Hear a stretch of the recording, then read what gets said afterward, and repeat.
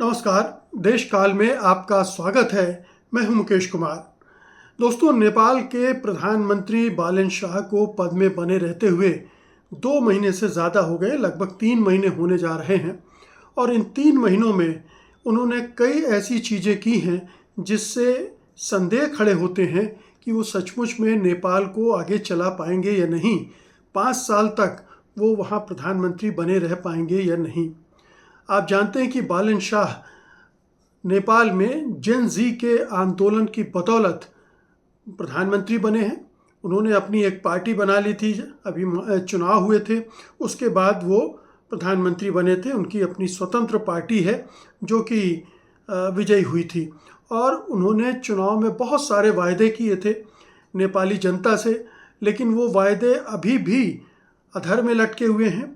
जाहिर है कि वायदे पूरा करने के लिए वक्त तो चाहिए, मगर 3 महीने में जो संकेत मिल रहे हैं उनसे ये लगता है कि वो एक तरह से अनुभवहीनता तो उनमें है ही, एक तरह का अड़ियलपन भी है, नासमझी भी है, और नेपाल जैसे एक बहुत ही संवेदनशील राष्ट्र की ज़रूरियात को वो समझते नहीं हैं, ऐसा भी साफ दिख रहा है। यानी युवाओं के जोश पर सवार होकर प्रधानमंत्री तक की कुर्सी तक पहुंच जाना एक बात है, लेकिन देश को चलाना एक बिल्कुल ही फ़र्क बात है।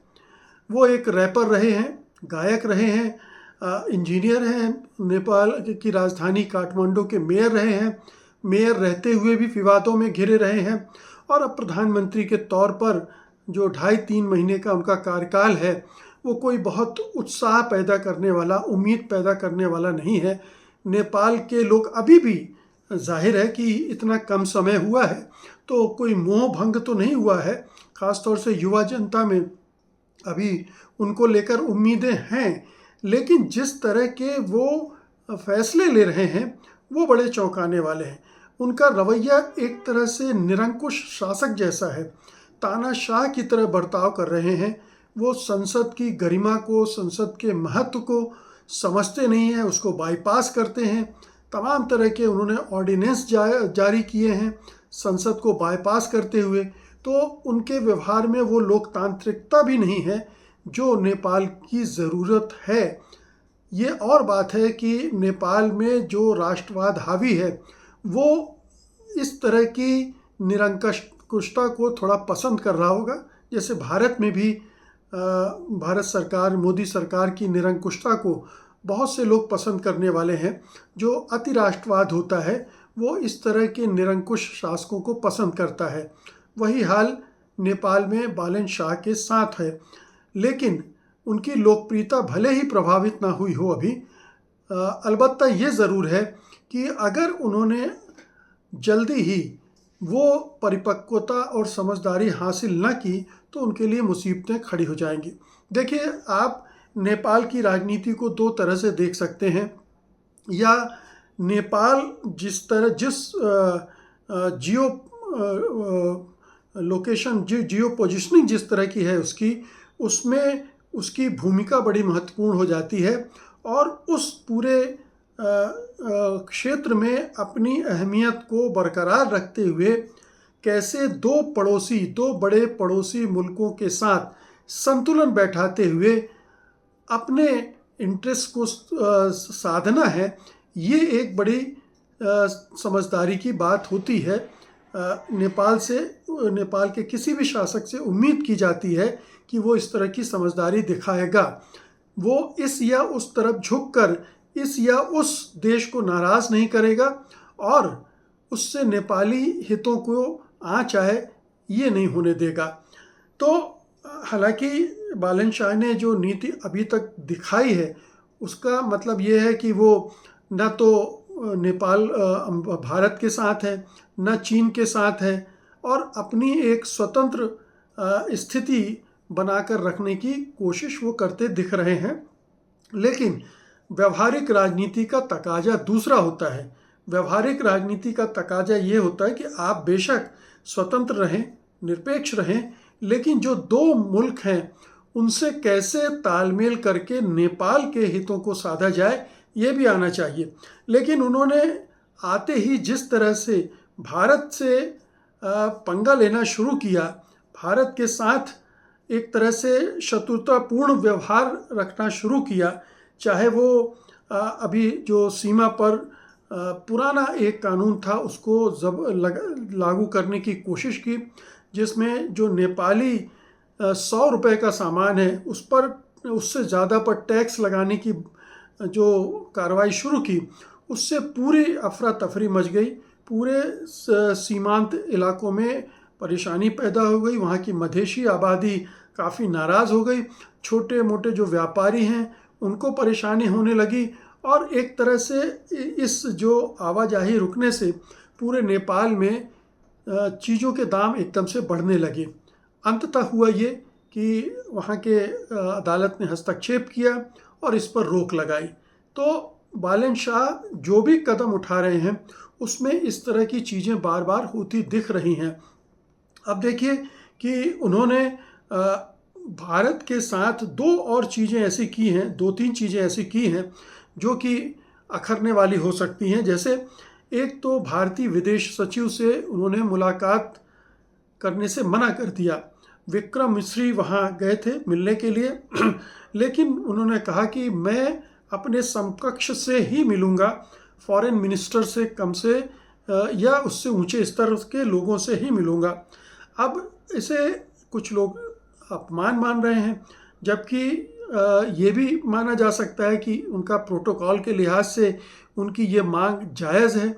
डिप्लोमेसी में एक समानता आधारित एक नियम भी होता है, लेकिन ये भी ध्यान रखना चाहिए कि भारत एक बड़ा मुल्क है और वहाँ पर सैद्धांतिक और व्यवहारिक राजनीति में एक तरह का तालमेल, एक तरह का संतुलन ज़रूरी हो जाता है, क्योंकि नेपाल भारत ने चारों तरफ से घिरा हुआ है, उसकी सीमाएं लगी हुई हैं और उसमें एक तरह से दोनों तरफ के लोगों के बीच बहुत रोटी बेटी के भी संबंध हैं, आना जाना भी है। बहुत सारे नेपाली भारत में काम करते हैं, रहते हैं, ये तमाम चीज़ें हैं। तो ये एक व्यावहारिक राजनीति का तकाजा है कि भारत के साथ ठीक है कि आप अपने हितों को प्रोटेक्ट करेंगे, और करना भी चाहिए किसी भी देश को, चाहे छोटा हो या बड़ा हो, लेकिन ये भी ध्यान रखें कि व्यावहारिकता में, मेल जोल में, बातचीत में, बयानबाजी में कुछ ऐसा न करें जिससे अनावश्यक विवाद खड़े हों और संबंधों में मनमुटाव पैदा हो।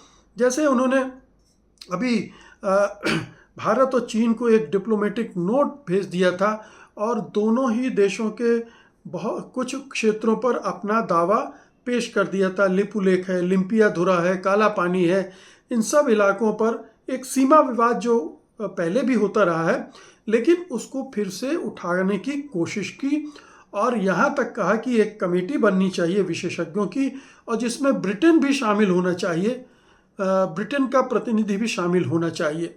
अब जाहिर है कि ये अगर भारत के साथ आपका विवाद है तो दो तरफा विवाद है, इसमें किसी तीसरे देश को खींचेंगे, ये भारत इसके लिए तैयार नहीं होगा। तो ये एक तरह से उकसाने वाली, भड़काने वाली कार्रवाई मानी जा सकती है।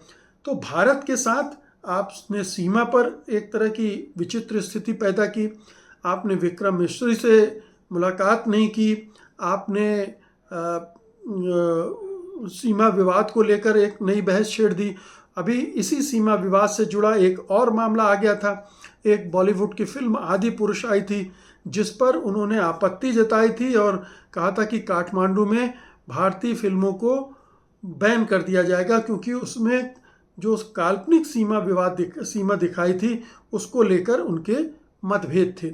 तो ये तमाम चीज़ें हैं जो कि बता रहा है कि बालन शाह अभी अपने पद पर या अपनी कुर्सी या जिस पर जो जिम्मेदारी उनको मिली है उसको ठीक से समझ नहीं रहे हैं।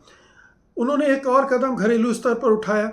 उन्होंने यूनिवर्सिटी स्टूडेंट्स यूनियंस और सिविल सर्विस यूनियंस पर प्रतिबंध लगा दिया। अब जिन स्टूडेंट्स के बल पर आप सत्ता में आए हैं उनकी यूनियंस को प्रतिबंध लगा रहे हैं, ये एक तरह का अनडेमोक्रेटिक स्टेप था और विपक्ष ने इसको असंवैधानिक भी कहा। इसी तरह से उन्होंने आते ही पूर्व पीएम और नेताओं की गिरफ्तारी करवाई। जो कार्की कमीशन रिपोर्ट के आधार पर पीएम के जो एक्स पीएम थे केपी शर्मा ओली की गिरफ्तारी करवाई और फिर बाद में कुछ को रिहा भी करना पड़ा और ये गिरफ्तारी भी बिना ठोस पेपर वर्क के हुई थी। ये सारी चीज़ें चल रही हैं और उनका जो रवैया, जैसा मैंने पहले कहा, कि एक तरह का तानाशाही पूर्ण है और जिसकी वजह से उनकी छवि एक नकारात्मक बनती जा रही है। पहले वो सादगी की बात करते थे, अब महंगी कार में चल रहे हैं और बहुत सारे जो उन्होंने वादे किए थे जो तुरंत लागू भी हो सकते थे, जिन पर अमल किया जा सकता था, वो भी नहीं कर पा रहे हैं। कैबिनेट में जो बदलाव किए उसको लेकर भी लगातार विवाद बने हुए हैं। कहने का मतलब ये है कि जिस तरह से वो नेपाल को चला रहे हैं वो आगे चलकर बहुत ही बड़ी समस्या पैदा करने वाला है उनके अपने लिए भी। अगर उन्होंने अगले 4-6 महीने में अपनी स्थिति दुरुस्त न की तो कोई आश्चर्य नहीं कि नेपाल में फिर से असंतोष भड़क उठे। नेपाल में हम देख रहे हैं कि पिछले 2-2.5 दशकों से लगातार एक अस्थिरता, एक अनिश्चितता और एक असंतोष, व्यापक असंतोष की हालात लगातार बने रहे हैं। और इस डावाडोल सिचुएशन में अगर बालन शाह ये समझते हैं कि उन्हें तो मैंडेट मिल गया है और उस मैंडेट के बल पर वो अपनी सरकार चलाते रहेंगे, ये संभव नहीं है। नेपाल छोटा सा देश है, वहाँ थोड़े से में ही बातें बिगड़ने लगती हैं, लोग सड़कों पर आ जाते हैं और फिर हिंसक भी हो जाते हैं, हिंसा भी होने लगती है। और उन्हें ये नहीं भूलना चाहिए कि अभी वहाँ की जो लेफ्ट पार्टीज़ हैं वो इतनी कमज़ोर नहीं हुई हैं उनमें, और कांग्रेस पार्टी जो नेपाली कांग्रेस है वो भी अभी इतनी कमज़ोर नहीं है। तो ये सब वक्त का इंतज़ार कर रहे हैं, देख रहे हैं कि बालन शाह क्या कर रहे हैं, किस तरह से आगे बढ़ रहे हैं, उनके प्रति जो अभी तक लोगों में उम्मीद का भाव है, भरोसे का भाव है, वो कितनी देर तक कायम रहता है। इसका क्षरण तो शुरू हो गया है, ये साफ दिख रहा है। अंतर्राष्ट्रीय स्तर पर भी उनकी छवि कोई बहुत अच्छी नहीं बन रही है। भारत और नेपाल भी कोई बहुत उम्मीद और उत्सुकता के साथ बालन शाह को नहीं देख रहे हैं। तो ऐसी सूरत में जब आपके पैर ज़मीन पर भी न हो और आपकी समझ आपको ये गुमान पैदा कर रहा हो कि आप तो अब नेपाल के बादशाह बन गए हैं, राजा बन गए हैं, तो फिर ये एक बड़ी समस्या को आमंत्रित करने जैसा होगा। तो जो विपक्षी दल हैं वो निश्चित रूप से इंतज़ार कर रहे हैं, वो वेट एंड वॉच के मूड में है और नेपाल की बहुत बड़ी जनता आबादी भी यही इंतज़ार कर रही है कि बालन शाह डिलीवर करेंगे या नहीं करेंगे, और करेंगे तो कब तक करेंगे। इसकी भी एक मियाद होती है। ये जो विश्वास जनता देती है, जिस उम्मीद में देती है, अगर उसे लगता है कि जिसके हाथों में उसने ये सत्ता सौंपी है वो उनको डिलीवर करने के प्रति या तो ईमानदार नहीं है या सक्षम नहीं है, दोनों ही सूरतों में फिर उसका विश्वास उठने लगता है, उसके इरादे बदलने लगते हैं।